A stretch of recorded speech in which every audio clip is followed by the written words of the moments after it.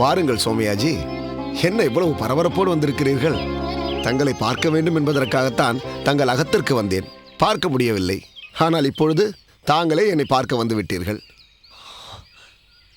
மன்னிக்க வேண்டும் திருக்கச்சி நம்பிகளே. தயை கூர்ந்து என்னை மன்னிக்க வேண்டும். என் அகமுடையாள் தங்களிடம் அபச்சாரப்படுத்தி விட்டாள் என்று அறிந்தேன். அப்படியெல்லாம் ஒன்றுமில்லை. சரி, அதை விடும்.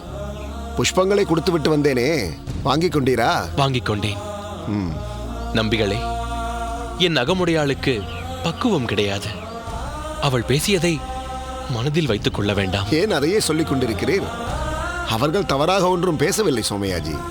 காலையிலிருந்து ஜலம் கொண்டு வர நேரமில்லாமல் போய்விட்டது. தெருமுக்கில் உள்ள கிணற்றில் நல்ல ஜலம்தான் உள்ளது, அதை குடித்துக் கொள்ளுங்கள் என்று அவர்கள் சொன்னதில் தவறென்ன இருக்கிறது? தங்களை ஒரு வைஷ்ணவராக பார்க்காமல் எங்களைச் சேர்ந்தவர் அல்ல என்ற காரணத்திற்காக தங்களுக்கு அவள் ஜலம் கொடுக்க மறுத்துவிட்டாள். அகத்தை பார்க்காமல் புறத்தை மட்டுமே வைத்து உயர்ந்தவர் தாழ்ந்தவர் என்று அவளது அறிவு குறுகிய மனப்பான்மை உடையது. அவள் உங்களை வேறுபடுத்தி பார்க்கிறாள் என்பதை அறிந்தும் அதை கண்டு கொள்ளாமல் அவள் தவறேதும் இழைக்கவில்லை என்று கூறும் தங்களுடைய பரந்த மனப்பான்மையை காந்திமதி புரிந்து கொள்ளவில்லையே.